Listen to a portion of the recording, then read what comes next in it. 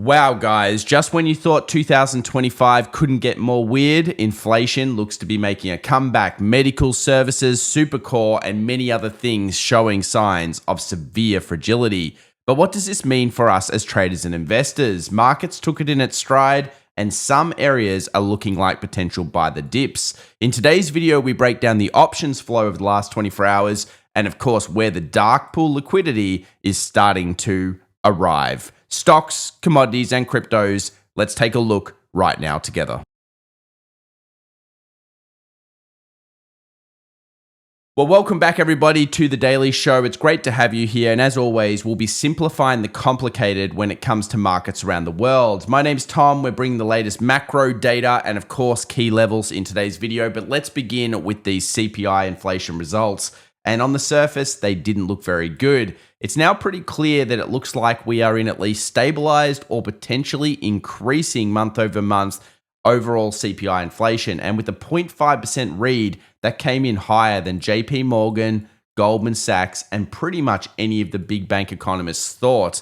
Now, it may come as no surprise to any of you, but of course, it's not shocking the markets the way it would have in 2023 and 2024. It looks like everybody's convinced that we're stabilizing at this point, and that while the Federal Reserve may not be able to rate cut anymore, which we'll look at in a moment, maybe they're not going to hike the rates either.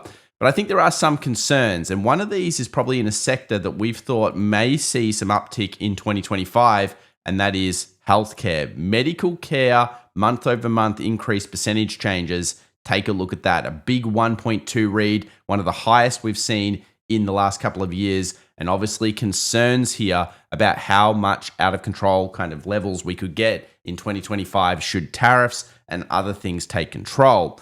Now, with the trend looking kind of bad month over month, what does this mean for markets? Are we going to see a big sell-off, or are we just going to see a grind higher?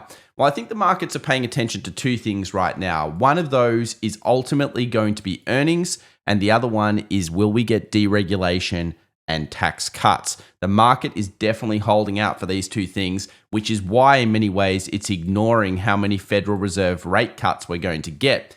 In general, the market is kind of saying, you know what, things are living up to our expectations, and really, do we want that many cuts? Because that could mean a weaker economy. Obviously, if we get any hiccups, Nvidia next week, in earnings, that could cause massive flash sells. So keep an eye out in 2025, as it's going to be up, down, and all around when it comes to markets, as we've suspected all year.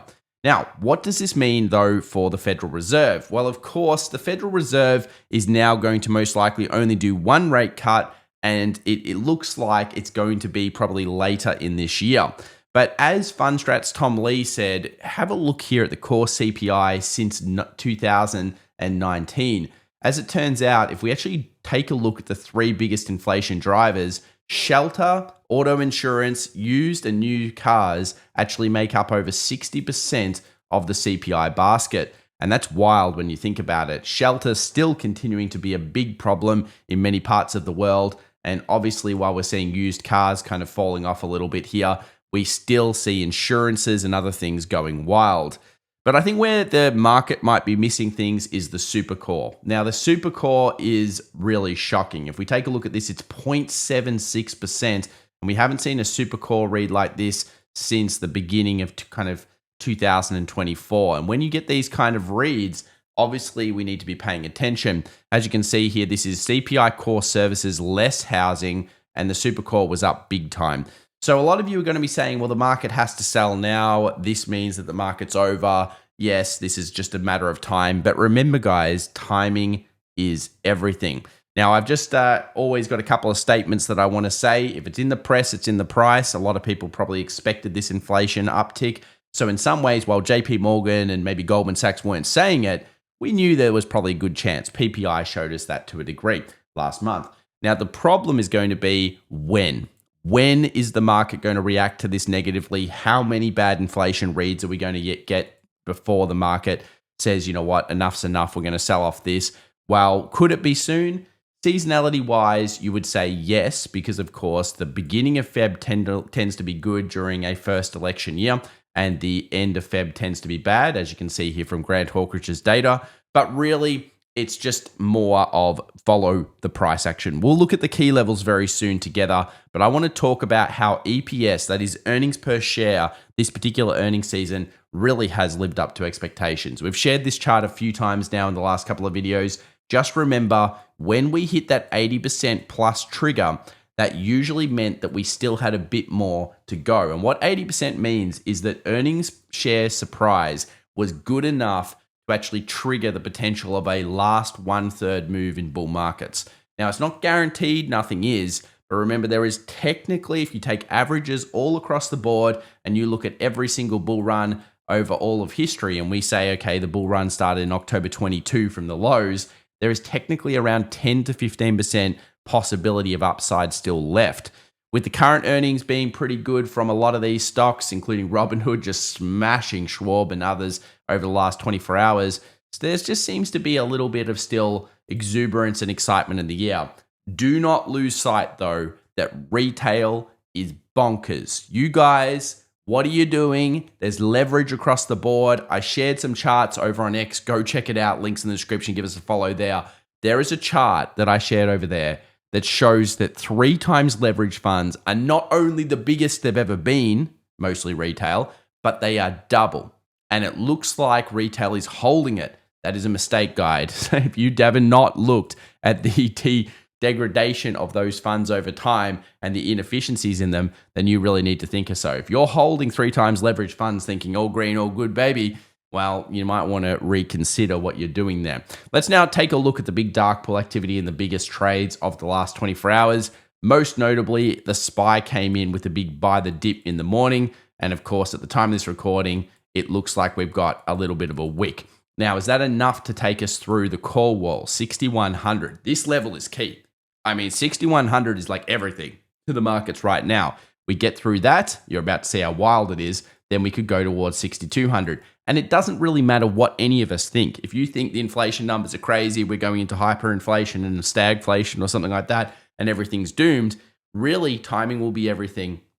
Ultimately, price action is going to show us. And of course, we're looking for lead reasons. And we've got a couple of lead reasons later on, whether they're showing concerns or not. We'll talk about it. Now, one of the markets that we've been incredibly bullish on over the last year has been China. And again, why?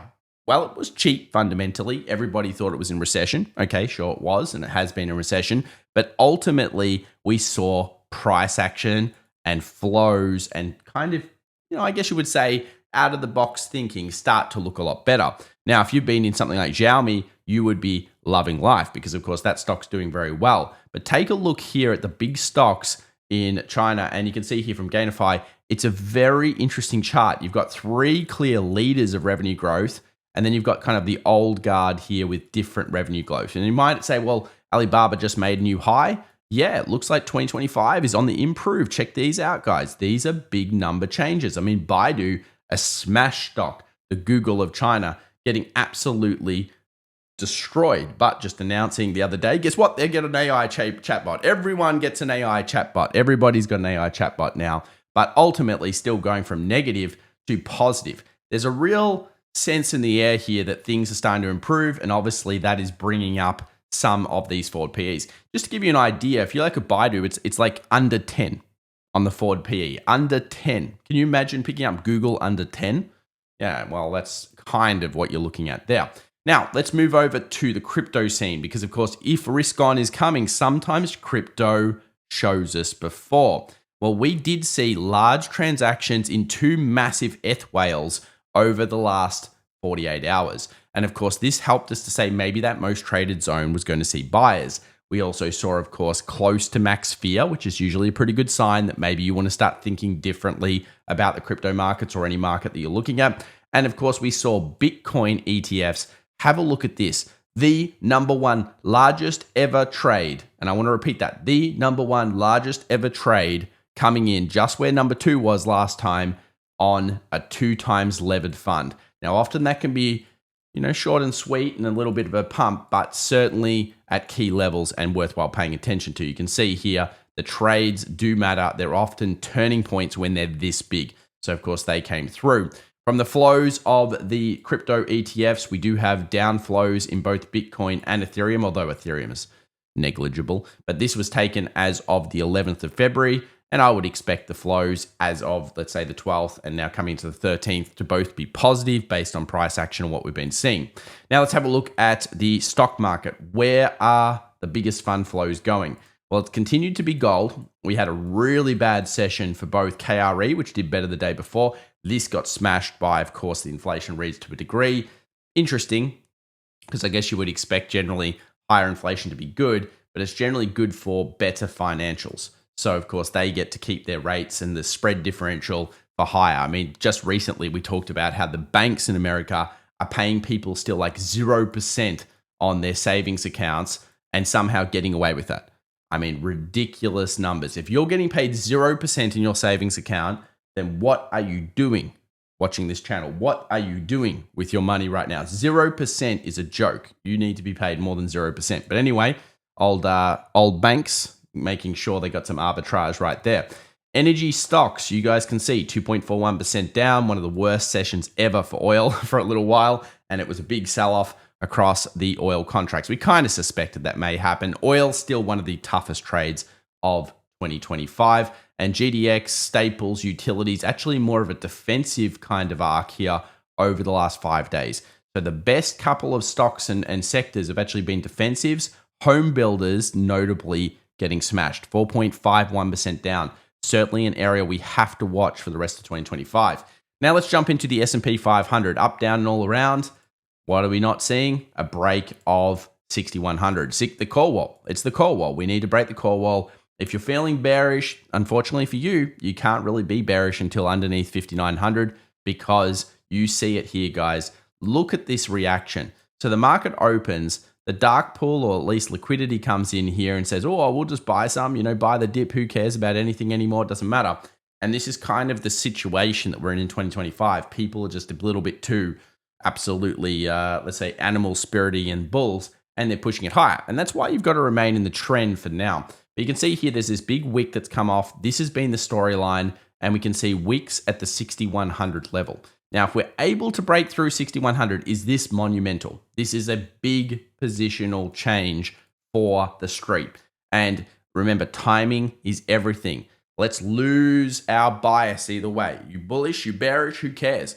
This is the time. 2025 is the time, and 26. Be ultra in tune with the price action as much as you can be. Let's have a look at the actual options themselves and get an idea why.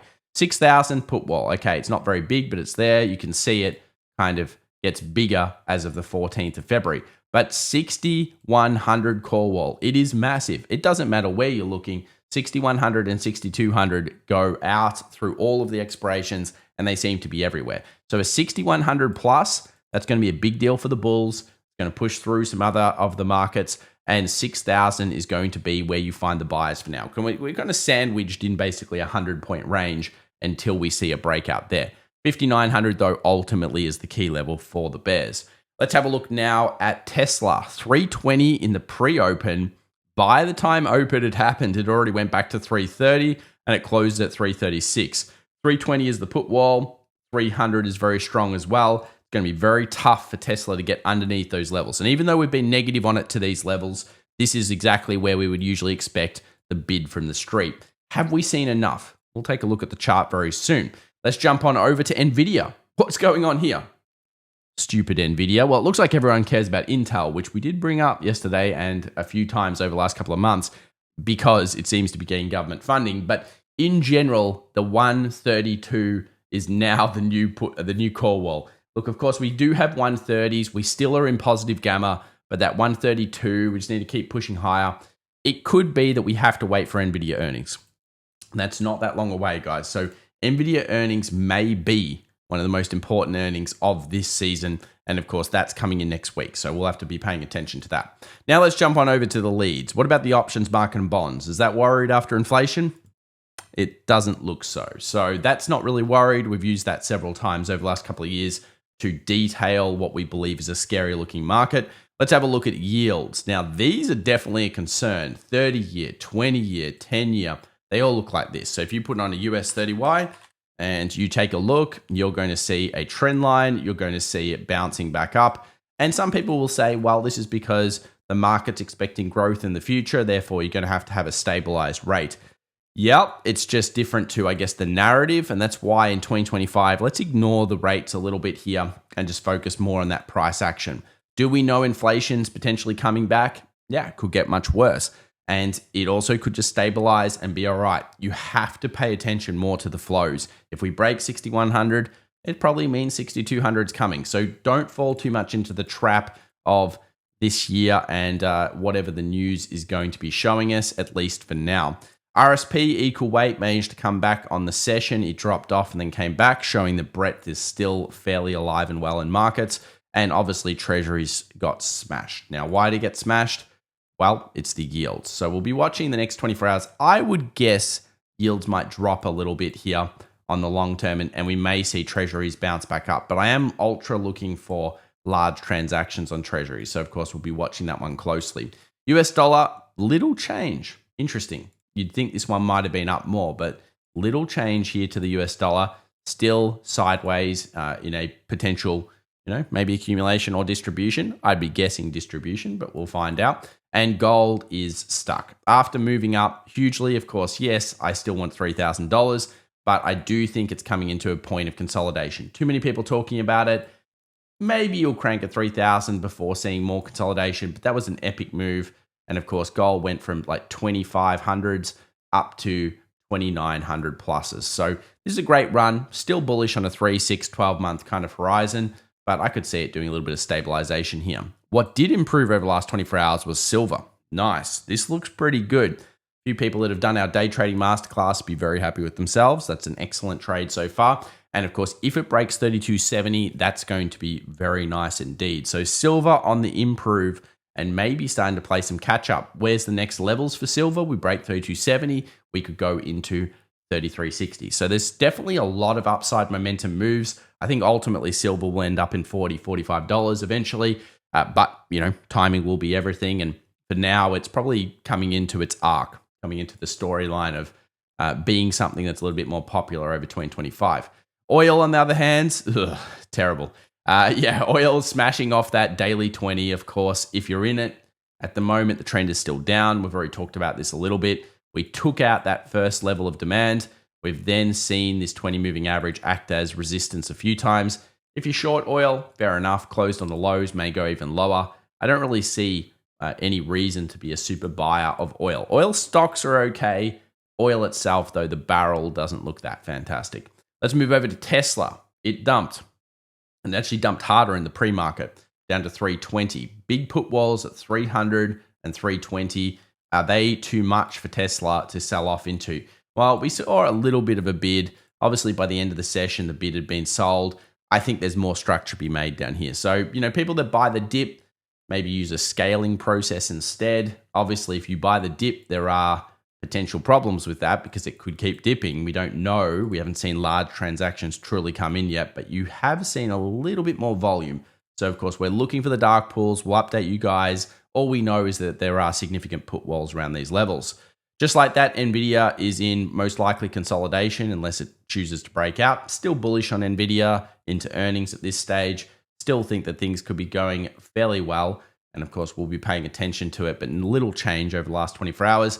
Intel certainly getting the rip. Now, this is a decent basing structure for Intel. It's had two exceptional kind of days, and it just did a 7.2% day. So there's clearly money flowing into Intel at this stage, and you can kind of see it here with all these announcements and other things that are going on. So congrats if you've been trying to buy the bottom of that horror stock, which has been there for a while. Now, one market that's done a lot better is, of course, HSI. The Chinese market is ripping, as we've already kind of shown. This is totally against what you see in the press, and ultimately it's come down to going against mass bulk hysteria into the short end.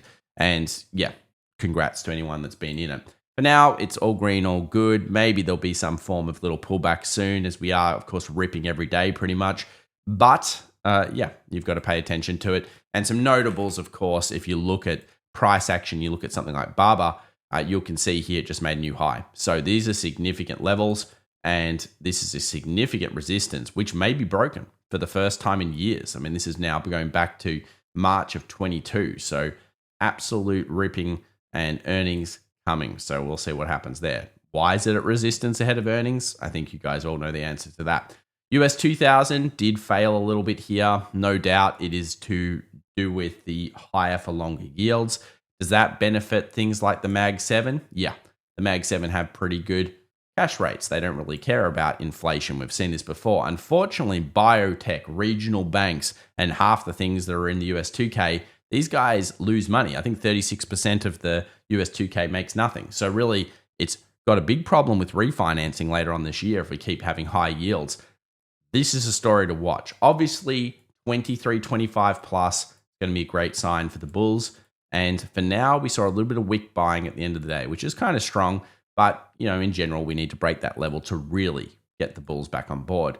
US 100, the NASDAQ, a lot better looking. Obviously, bullish hammer. Probably wouldn't want to go against that. Looks like it's going to put pressure on potentially breaking a new all-time high soon.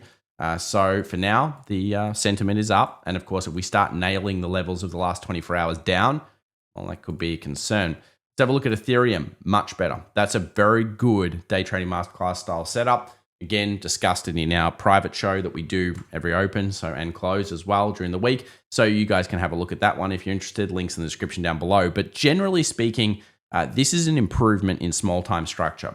Now, of course, we know there's large transactions going on here. We assume they're bulls. This is early days, and we've got oversells. Now, have we cleared the big problems? Have we cleared 29.50? No.